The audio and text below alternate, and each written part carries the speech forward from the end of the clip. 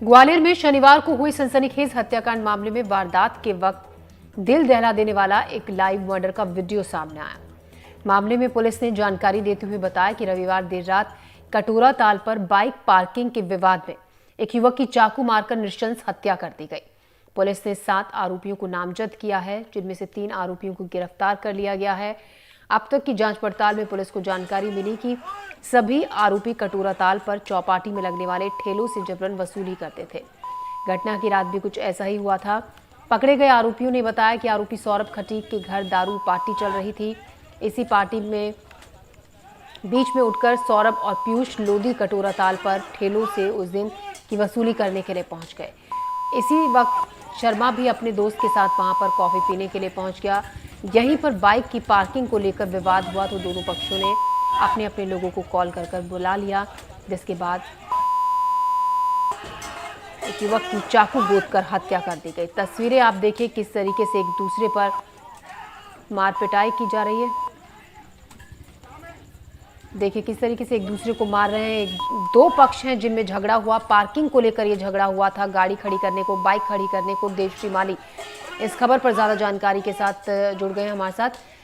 देव, हम आपसे जानना चाहेंगे, तस्वीरें हम देख रहे हैं और साफ तौर पर बीच सड़क पर किस तरीके से 2 पक्षों में गुत्थम गुत्था हो रही है, मारपीट हो रही है और महज पार्किंग को लेकर एक शख्स की हत्या कर दी गई। बिल्कुल ज्योति, ये बहुत ही खौफनाक वीडियो है जो हम दिखा रहे हैं टीवी पे, और ये लाइव वीडियो है जो हत्या के बिल्कुल पहले का ही है एकदम। और यहाँ जैसा कि हमको पता है कि आभास शर्मा नामक एक लड़का था, वो एक भंडारे में गया हुआ था। वहां से वो अपने दोस्त के साथ ये कटोरा ताल, जो यहाँ का सबसे बड़ा, एक तरह से जिस तरह से इंदौर में 56 दुकानें होती है, इस तरह का एक स्थान है जहाँ बहुत सारे चाट के ठेले लगते हैं, बच्चे खेलने आते हैं, ये बच्चों के गेम वगैरह खेले जाते हैं। सामने ही कटोरा ताल है, वहाँ लाइट एंड साउंड चलता है।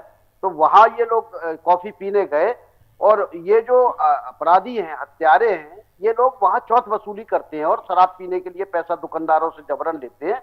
वही बाइक पार्किंग के नाम पर इन लोगों ने विवाद किया और घेर कर जो है, दरअसल ये 2 गुटों का विवाद नहीं था, उन 2 लड़कों को घेर के वो लोग मार रहे थे। जो 4-5 लड़के, 7 लोग थे लगभग, उनने इकट्ठा होकर चारों तरफ से घेर के मारपीट करना शुरू की। देखिए वो बचने के लिए अपने वीडियो में देख रहे हैं कि वो भागते हुए नजर आ रहे हैं, लेकिन फिर उसको चारों तरफ से घेर लेते हैं। तो इस तरह से वहां थोड़ी देर बाद एक आदमी उनके भाई को फोन करता है, तो उसके भाई भी वहां तक आते हैं। उन लोगों पर भी हमला किया जाता है और इसमें आभास शर्मा नामक लड़के की मौत हो जाती है, दुखद मौत हो जाती है। और ये हमलावर चाकू लहराते हुए वहां से भाग निकलते हैं। तो ये जो वीडियो है बहुत ही खौफनाक वीडियो है और ये बताता है कि किस तरह से अपराधी बेखौफ होकर लोगों की जान के दुश्मन बने हुए हैं। देव, ये तो सरेआम गुंडागर्दी है। देखिए आप बता रहे हैं कि 2 पक्षों के बीच ये लड़ाई नहीं थी, महज बाइक को पार्क करने को लेकर ये झगड़ा शुरू हुआ था। तस्वीरें साफ साफ चेहरे नजर आ रहे हैं जो हम देख पा रहे हैं। सीसीटीवी फुटेज का ये जो वीडियो है जो हम दिखा रहे हैं इस वक्त अपनी खबर में, तो क्या पुलिस ने उन चेहरों को पहचाना है? उन लोगों के खिलाफ कोई मामला दर्ज हुआ है? अगर हुआ है, पुलिस ने गिरफ्तार किया है? क्या जांच अभी तक कहां तक पहुंची है? बिल्कुल, इस मामले में अब तक ये जो टेलीविजन, दरअसल ये सीसीटीवी का फुटेज नहीं है, ये एक व्यक्ति द्वारा अपने मोबाइल से बनाया गया फुटेज है, तो इसलिए ये ज्यादा ऑथेंटिक है, इसीलिए इसमें शक्लें ज्यादा आराम से पहचानी जा रही हैं। अब तक 7 लोगों की पुलिस इसमें शिनाख्त कर चुकी है और 7 में से 3 लोगों को देर रात अरेस्ट कर लिया गया है। पुलिस अधीक्षक का कहना यह है कि बाकी जगह भी टीमें गई हुई हैं, ये लोग फरार घूम रहे हैं और हम जल्दी बाकी 4 को भी अरेस्ट कर लेंगे। इस मामले में कुछ और लोग भी हो सकते हैं, क्योंकि जिस तरह का वीडियो दिख रहा है उसमें बहुत सारे लोग मारपीट करते हुए दिख रहे हैं, कोई हथियार लेके भागता दिख रहा है। तो मुझे लगता है कि अभी इसमें कुछ और आरोपी भी जब पकड़े जाएंगे तो उनकी पूछताछ के बाद कुछ और लोगों के नाम भी सामने। देव, आप बता रहे हैं 7 लोगों की पहचान हो गई है, 3 गिरफ्तार किए जा चुके हैं। किस तरीके का बैकग्राउंड इन लड़कों का है जिनको पुलिस ने गिरफ्तार किया है? क्या ये करते हैं? क्या पहले भी इस तरीके के मामलों में ये शामिल रहे हैं? क्या पुलिस रिकॉर्ड इनका रहा है किसी तरीके का? अब पुलिस यही कह रही है कि हम अलग अलग थाना क्षेत्रों के हैं, तो इनसे पुलिस का रिकॉर्ड इनका तलाश करवा रहे हैं कि लेकिन ये तो तय है कि ये आपराधिक प्रवृत्ति के लोग हैं। हमने वहां दुकानदारों से भी जाके बातचीत की थी जिनसे ये पैसे वसूल करते थे, तो उनका कहना यही था कि ये गुंडागर्दी करते हैं और शराब के लिए रोज शाम को पैसे हर दुकानदार से अवैध रूप से इकट्ठा करते थे। कितने मतलब दुर्भाग्य की बात भी है और प्रशासन के लिए एक चुनौती भी है कि शहर के सबसे प्रमुख स्थल पर, जहां पर न केवल ग्वालियर के बल्कि संभाग भर के और देश भर से जो पर्यटक आते हैं वो घूमने जाते हैं, पास में ही सिंधिया की छतरियां हैं, लेकिन वहां पर अगर इस तरह से अपराधियों का पैरेलल ऑर्गेनाइजेशन पैसा वसूल करता है तो ये जो है एक चिंता की बात भी है और अपराधियों का कितना बड़ा हस्तक्षेप बाजारों में है ये भी बताता है। देव, तो अभी ये देव अगला सवाल आपके जवाब से ही है, अगला सवाल आपके जवाब में ही है। हम आपसे ये जानना चाहते हैं, आप खुद बता रहे हैं कि ये अच्छा खासा चहल पहल वाला इलाका है, बहुत भीड़ यहाँ पर होती है, जो पर्यटक आते हैं वो यहाँ पर पहुंचते हैं, ग्वालियर ही नहीं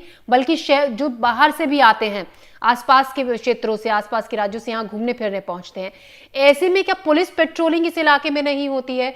क्योंकि पुलिस पिकेट जगह जगह पर बनी होती है। अगर भीड़ भाड़ वाला इलाका होता है, कोई ऐसी जगह है जहां पर लोगों का आना जाना लगातार लगा रहता है, तो वहां पर तो पुलिस पेट्रोलिंग बहुत आराम से होती है और बहुत रेगुलर बेसिस पे होती है। यानी कि पुलिस वहां पर नहीं थी, कोई खौफ इसीलिए इन अपराधियों के जहन में पुलिस का कानून का नहीं था। बिल्कुल सही है, वहां पुलिस थी ही नहीं, जबकि वहां से 100 कदम दूरी पर मेडिकल कॉलेज है, मेडिकल हॉस्टल है, उससे थोड़ा मतलब अगर हम 500 कदम दूरी पर या 1 फरलांग दूरी पे जाएंगे तो जयविलास पैलेस है, वहीं अचलेश्वर का मंदिर है जहां बड़ी संख्या में श्रद्धालु लोग, जिनमें महिलाएं भी होती है, पहुंचती हैं। हालांकि ये घटना जिस समय हुई वो रात को लगभग 12 साढ़े 12 बजे थे। उस समय स्वाभाविक तौर पर भीड़ भाड़ नहीं रहती है, केवल जो पर्यटक आए होते हैं वही लोग होते हैं, लेकिन उसके बावजूद भी अगर वहां पुलिस नहीं है तो ये चिंता की बात तो है ही, है ना। इतना बड़ा घटनाक्रम जो वीडियो में हम देख रहे हैं वो काफी देर तक चला है।